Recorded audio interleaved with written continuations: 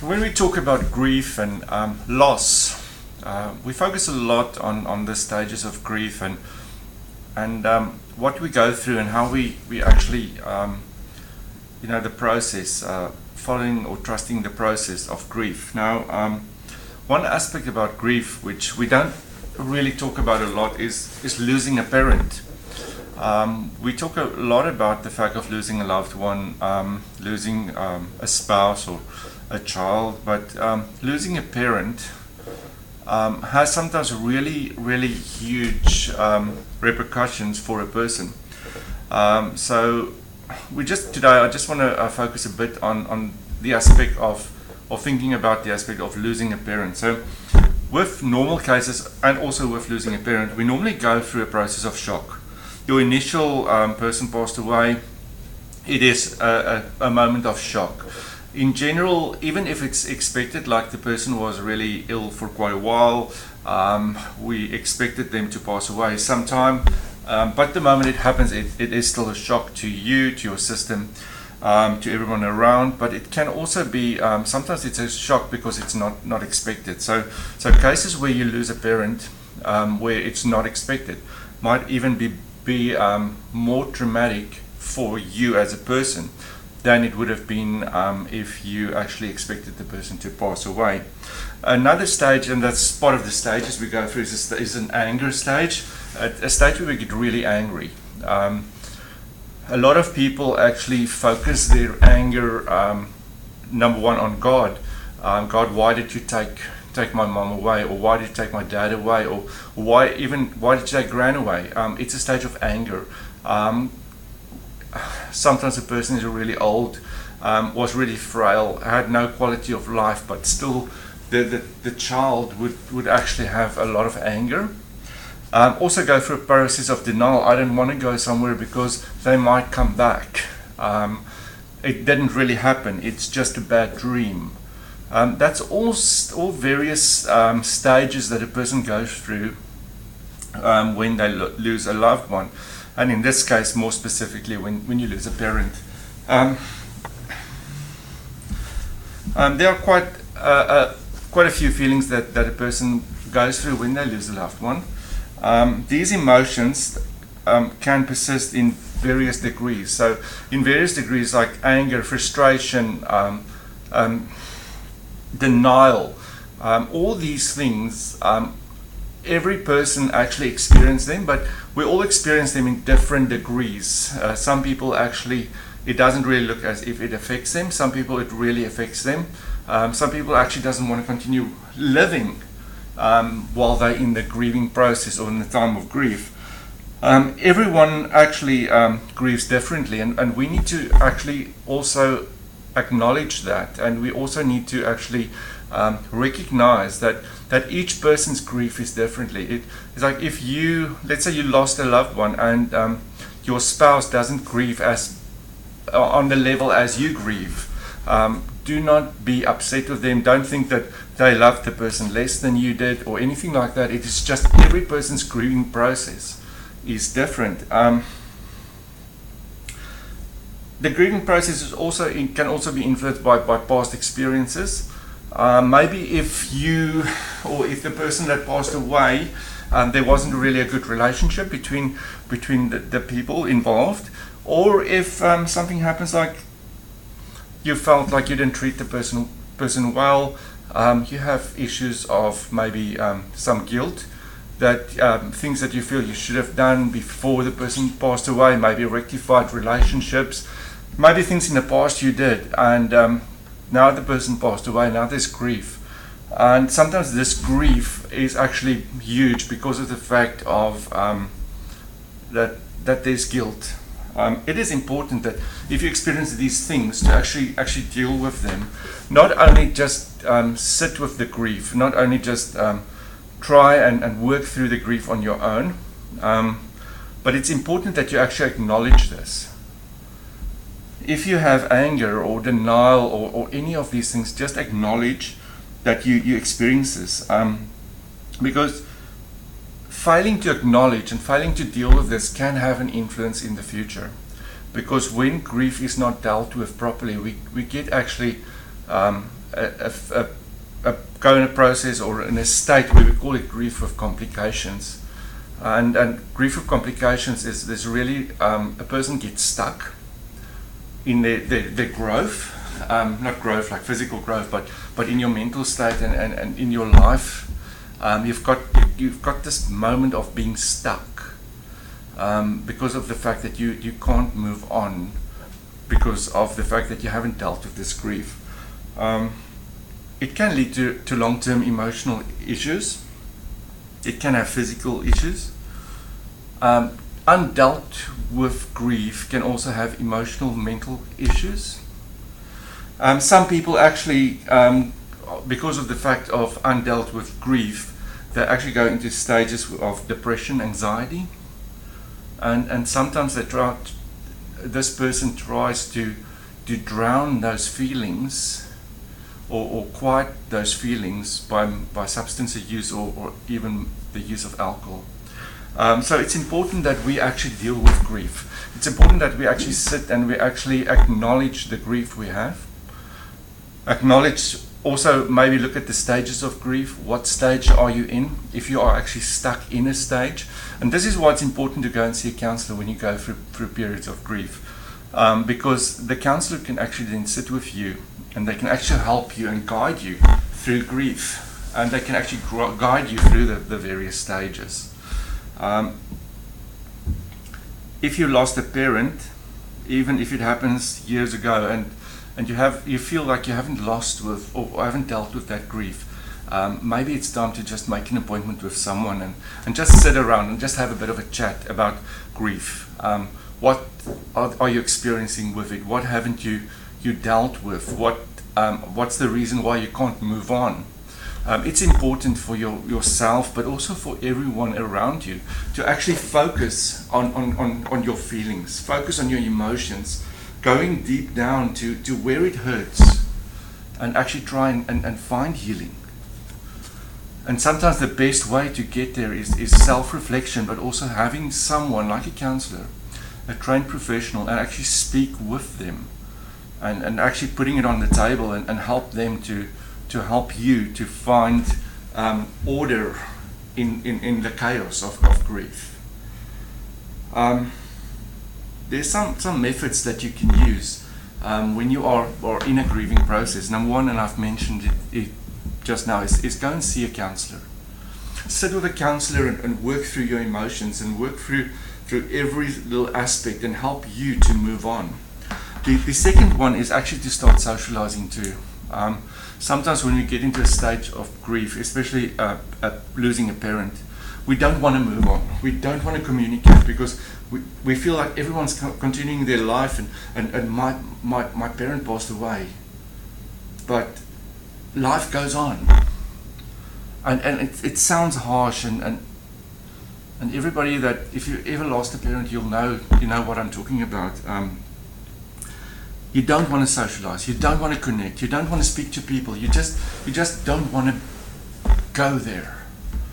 But then you ask yourself, would my parent, would my mum, would my dad liked the fact that I just went and just faded away? And the answer would probably be no, because they would like you to live your life to the fullest. They would like you to enjoy life. They would like you to celebrate life. And as I say to a lot of people, a lot of clients, is let's celebrate that person's life and not their death. Let's celebrate who they were and what they've done and how great they are and what a great parent they've been, and not their death. And then the other thing is socializing, connecting with family. And then also self-care, taking care of yourself. Look after yourself, get out of bed. If you feel depressed, get out of bed. Shower, get dressed, go outside, go for a walk. Spend some time just taking care of yourself, self-care. Because sometimes we also get that a person will immerse themselves in work, just not so that they don't face the reality.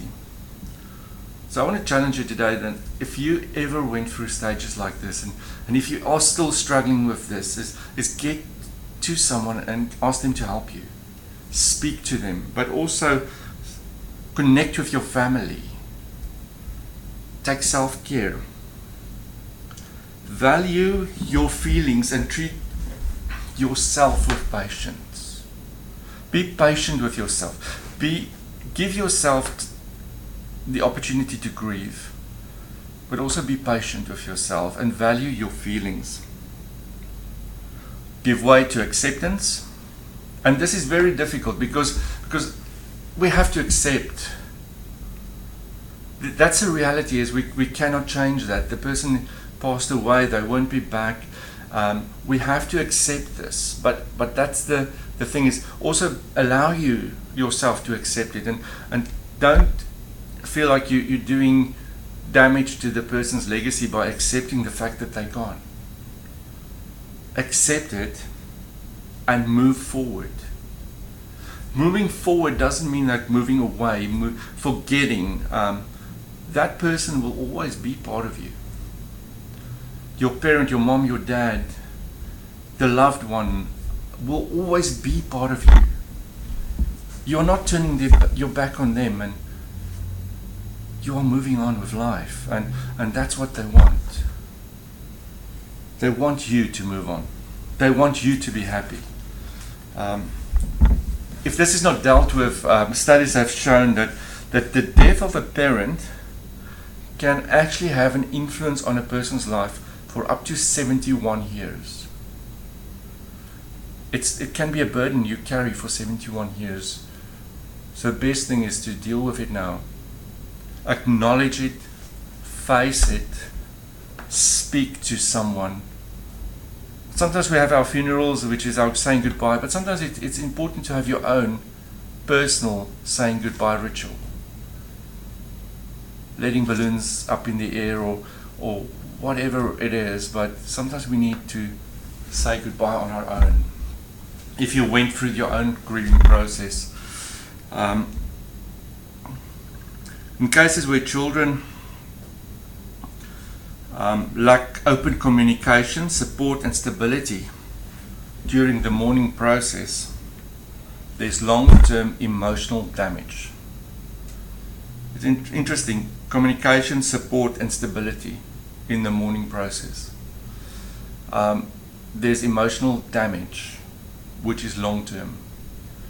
So it's important that we face these things. It's important that we communicate about death and about the loved one we lost. It's important that we support each other, and if you don't have a support, find a support. Go to a counselor, or go to if you belong to a church, go to your church and find someone that can support you. Find your community around you. If you have issues with family, maybe it's time to sort out those issues. Life is too short to walk around with grudges and pain. Let's get rid of that stuff. It's also interesting that when we talk about death and the death of a parent, your gender plays a big role in the process.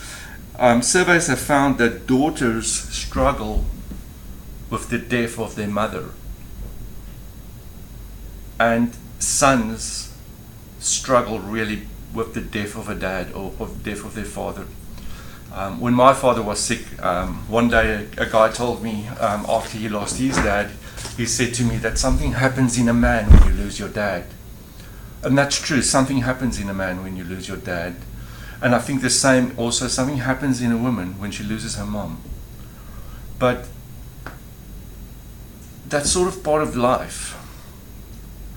And we need to actually be able to connect with people around us so that we can move on.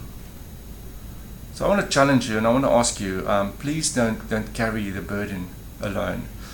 Find community. Find someone that can help with. There are counselors. Go and see a counselor. Build a relationship. Now, I'm talking about a professional therapeutic relationship with a counselor in this process of healing. So in your life further, you can bring honor to your parent. Not by just always being sad or depressed or fearing the date when they passed away, but you can get to a place where you can honor your parent for the life they lived. You can honor them for who you are, the person that you are, the man that you are, the woman that you are, the mother, the father that you are. Let's make a point to not let this become grief with issues, grief with emotional bondage, but let's take this as a moment to actually get healing. So if you're struggling with this, if you're struggling with the death of a loved one, if you're struggling with the death of a parent or anyone around you, maybe it's time to acknowledge the feelings. Maybe it's time to acknowledge why you are really struggling. And to do that, go and sit with a counselor. Let them help you through the stages of grief. And if you're stuck, let them help you to get unstuck, so that you can live an effective life, a good life, a life that your parent would have been proud of. Just a thought. Let's live life. And also, as someone once said, don't take life too seriously, because none of us are leaving here alive.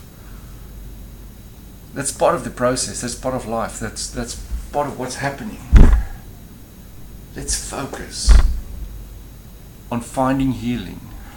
And also, if you've got someone next to you, or if you know someone that's really struggling because of this process of getting stuck, not moving on, I want you to actually help them. Get them connected. Be the support they need. Be the society or the community they need to be actually part of the healing process. We can walk in healing. Let's focus on the great stuff in life, and let's celebrate life, and let's celebrate the lives of our loved ones.